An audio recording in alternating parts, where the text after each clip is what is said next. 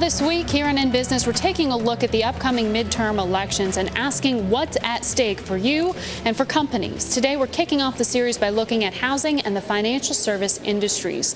The fate of Fannie Mae and Freddie Mac still hanging in the balance, and Wall Street still adjusting to the Frank-Dodd bill. We wanted to know what the top people in the industry are watching for come November the 2nd. Today, Brian Gardner, Senior Vice President of Washington research firm Keefe Bruyette Woods, joins us from the nation's capital.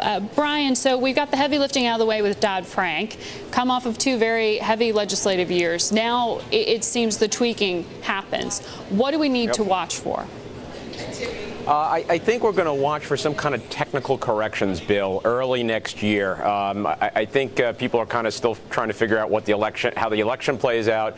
But next year we're going to go in, and we don't even know what these issues are just yet. But there are areas where the regulators won't be able to figure it out, some specific area where the regulators can't figure it out, and Congress is going to have to come in and kind of rewrite and tweak the actual language of Dodd-Frank. And that opens the door to some bigger changes. But I think it's unlikely that big changes are around the corner. I think the biggest change that people should watch for is on the consumer protection side. I don't think the powers of the new agency are going to get changed at all, but I think the management structure, the governance structure of the new agency could be changed. The director, Elizabeth Warren's not the director yet, but whoever that director will be, has very broad powers and is a sole leader of the agency, unlike the SEC, the CFTC, which are run by commissions. I think Republicans would really like to go back, open that up, and make it into a commission so you have a check on the head of that agency. It'll be interesting to see who that head ends up being. Who's going to be the head of the banking committee?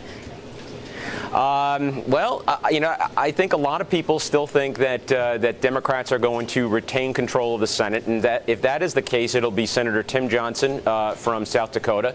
Senator Dodd is retiring. Senator Johnson is number 2. Very interesting because he is probably among the 2 or 3 most conservative, most business-friendly Democrats in the Senate, and he didn't have a large role to play in Dodd-Frank. He kept his stuff behind the scenes, but he would. I think he would be welcome from the industry.